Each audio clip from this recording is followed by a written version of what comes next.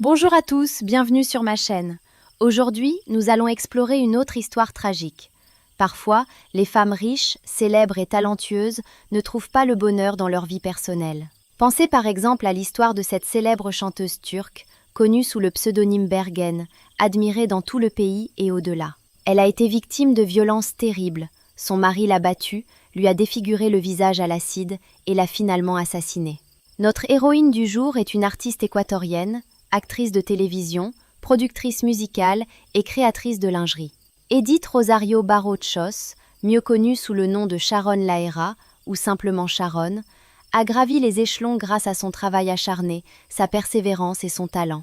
Elle est devenue l'une des plus grandes stars d'Équateur et de toute l'Amérique latine. Sharon rêvait d'un bonheur simple, d'une vie de famille paisible et d'un foyer chaleureux où elle pourrait se sentir elle-même chaque soir. Mais l'homme qu'elle aimait, son mari et père de sa fille, ne voyait en elle qu'une source inépuisable d'argent pour mener une existence tranquille et insouciante. C'est finalement cet homme qui a causé la mort de la favorite de la nation en 2015. Malgré une médiatisation importante, cette affaire n'a toujours pas trouvé sa conclusion à ce jour. Revenons un peu en arrière. Edith Rosario est née le 28 mars 1974 dans la grande métropole de Santiago de Guayaquil, située sur les rives du Guayas, en Équateur. Elle a grandi dans une famille modeste avec 2 frères et sœurs. Peu après sa naissance, la famille a déménagé à Durán, où Sharon a passé son enfance et sa jeunesse. Je m'appelle Elias Moncler, vous regardez la chaîne Les Ombres du Crime. Merci de regarder mon contenu. Je serai ravie de votre abonnement et like. Bon visionnage. Dès son plus jeune âge, Edith était une enfant vive, pleine d'énergie et très artistique. À la maison, on l'appelait affectueusement Charo ou Charito, un surnom qui deviendra plus tard une partie de son nom de scène. Petite, elle adorait la série télévisée américaine Ma sorcière bien-aimée, incarnée par l'actrice culte Elizabeth Montgomery, son idole et modèle. Elle se surnommait alors Charo l'Enchanteresse, rêvant de suivre les pas de sa comédienne favorite. Passionnée de musique, elle aimait chanter. Elle avait une bonne oreille musicale et un certain talent vocal, sans être exceptionnelle. Pourtant, elle captivait son public grâce à son charisme naturel, son art et sa capacité à se métamorphoser. À 8 ans, elle remporta un concours local pour enfants avec des chansons comme Fox in Cao et Los Angeles.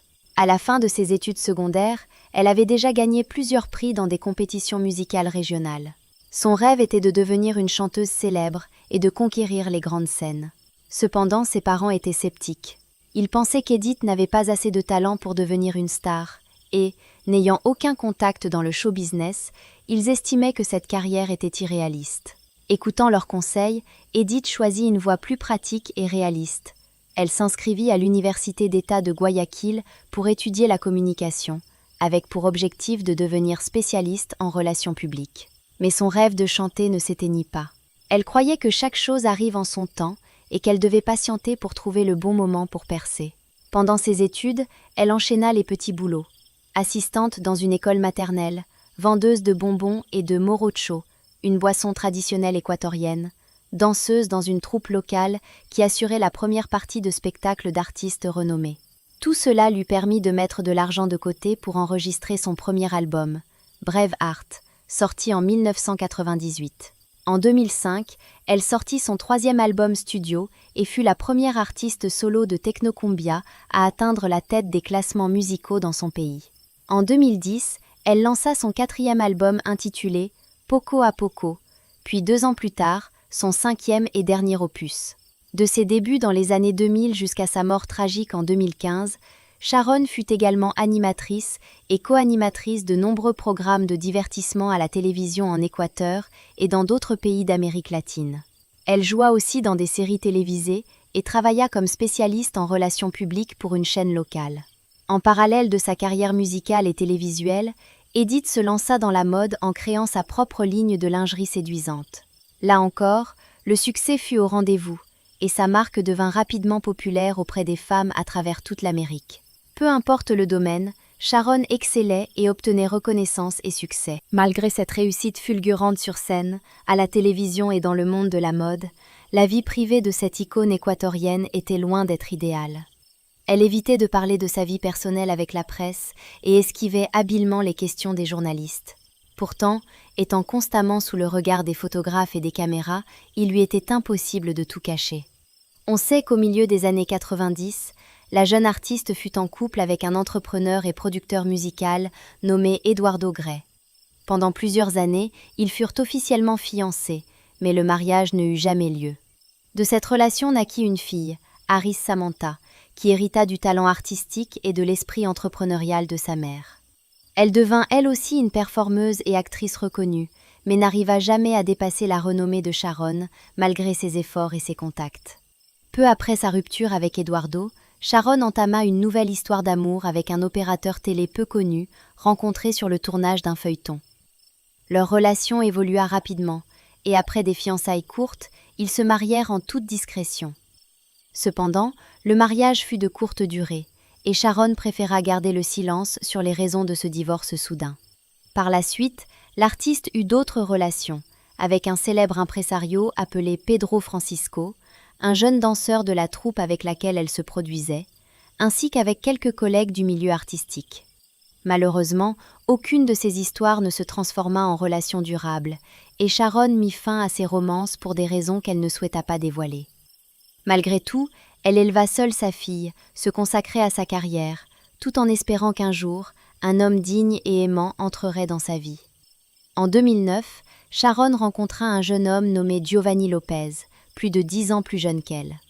Originaire lui aussi d'Équateur, il avait émigré enfant avec ses parents aux États-Unis, s'installant à New York, où il passa toute son enfance et son adolescence.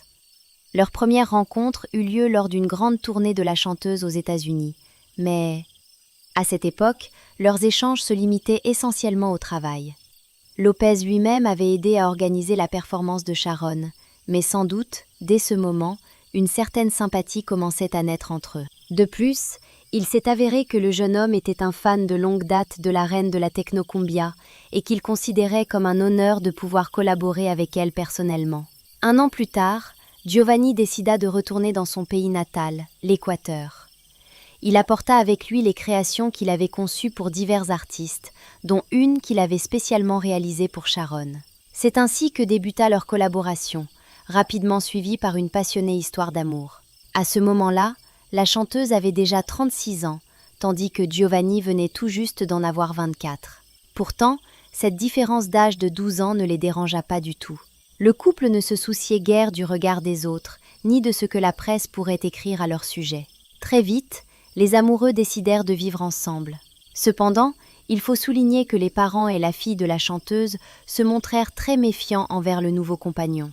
Dès le début, ils n'apprécièrent pas Giovanni, convaincus qu'il ne cherchait qu'à profiter de la célébrité de Sharon pour ses propres intérêts, sans éprouver de véritable amour.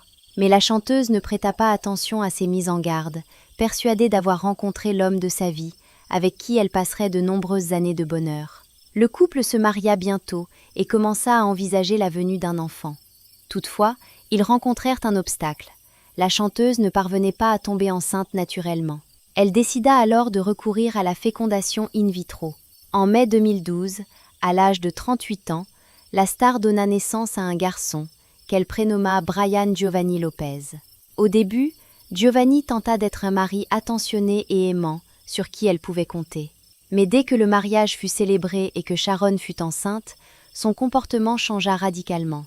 Il devint un véritable tyran domestique. Il perdit toute envie de travailler et se contenta de vivre au crochet de sa femme, dépensant son argent pour ses loisirs, ses vêtements de luxe et son apparence. Par ailleurs, il se mit à abuser de l'alcool et rentrait de moins en moins souvent à la maison, préférant passer du temps avec ses amis et ses maîtresses. Pire encore, Giovanni se mit à insulter ouvertement sa femme, la rabaissant sur son âge et sa beauté déclinante. Selon certaines sources, ces remarques blessantes poussèrent Sharon à subir plusieurs interventions esthétiques, notamment une augmentation mammaire, un lifting et d'autres soins cosmétiques, dans l'espoir de préserver sa jeunesse et de plaire à son mari. Mais tous ces efforts furent vains. La paix et l'harmonie ne revinrent jamais dans leur foyer. Malgré tout, la reine de la technocumbia poursuivit sa carrière avec énergie. Elle joua dans des séries télévisées, anima des émissions de divertissement et prépara un nouvel album. En public, elle affichait un sourire et affirmait être heureuse dans sa vie privée. mais seuls ses proches connaissaient la vérité sur la situation familiale. Au début de 2014, alors que Brian avait moins de 2 ans, l'artiste fit une première tentative sérieuse pour mettre fin à sa relation avec Giovanni. Celui-ci accepta de divorcer uniquement à condition que Sharon lui cède la moitié de ses biens et de l'argent sur ses comptes bancaires, afin de pouvoir continuer à mener la vie oisive à laquelle il était habitué. Elle refusa ces conditions et commença à consulter des avocats pour entamer une procédure de divorce tout en conservant ses biens et en obtenant la garde exclusive de leur fils.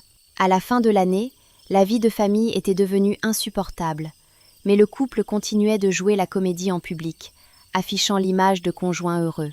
Lors d'un dernier voyage en famille, à la veille du Nouvel An 2015, la chanteuse donna plusieurs concerts festifs et participa à des émissions spéciales de Noël et du Nouvel An avec ses collègues. Après cette période épuisante, elle décida de partir en vacances avec des amis, son mari et son fils, sur la côte ensoleillée, pour se détendre, faire le point et réfléchir à son avenir.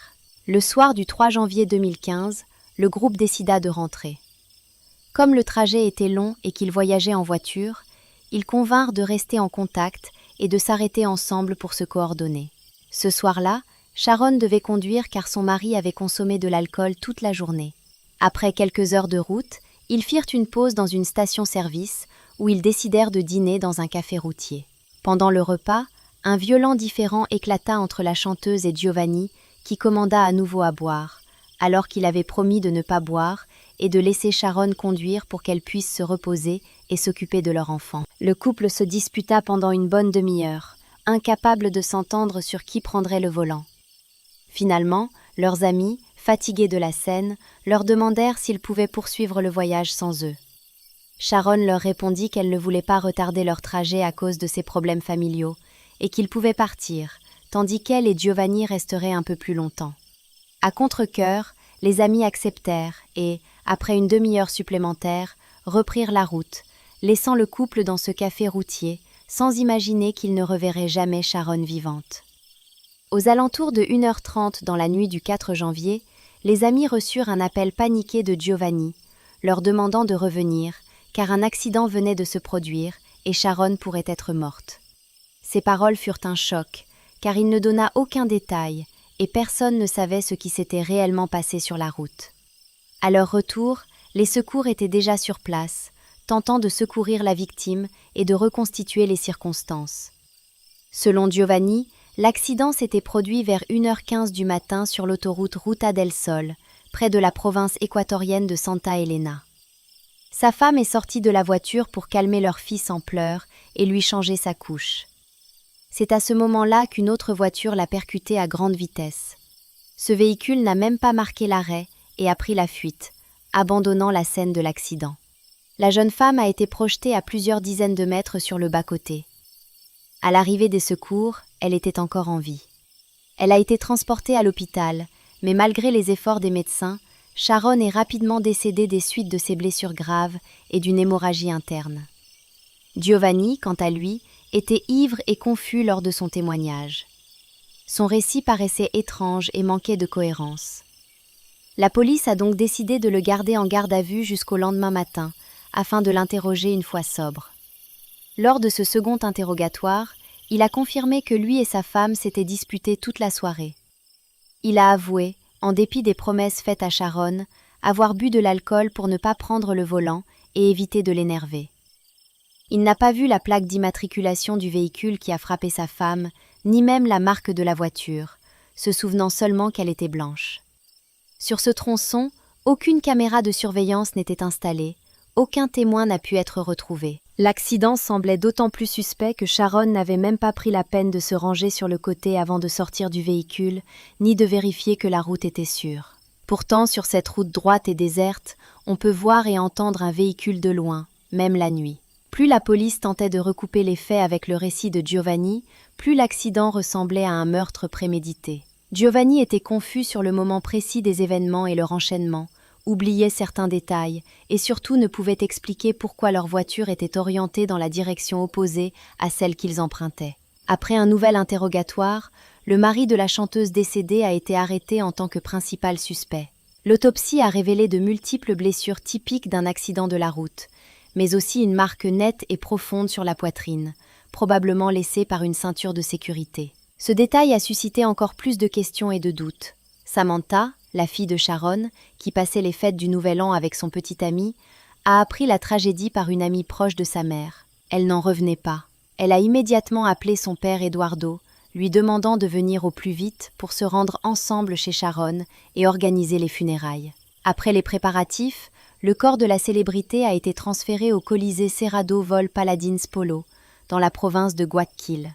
Des milliers d'amis, collègues et fans sont venus rendre hommage à l'une des plus grandes étoiles de l'Équateur. L'événement a été largement relayé par les médias nationaux, qui ont même annoncé une journée de deuil officielle. Samantha pleurait sur l'épaule de son père, entourée de sa grand-mère, de son grand-père, de son oncle et de sa tante. Tous les membres de la famille de la défunte célébrité ont refusé de commenter publiquement les circonstances du drame. Aucun n'a directement accusé Giovanni, mais tous exprimaient clairement leur désapprobation à son égard. L'enquête est devenue l'une des plus médiatisées de l'histoire de l'Équateur, mettant à mal la réputation du système judiciaire du pays.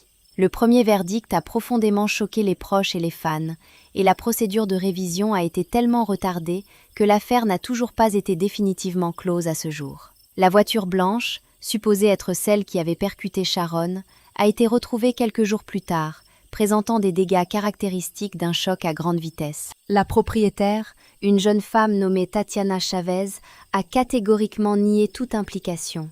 Pourtant, le parquet a ouvert 2 enquêtes, une pour homicide involontaire contre Tatiana et une pour meurtre prémédité contre Giovanni.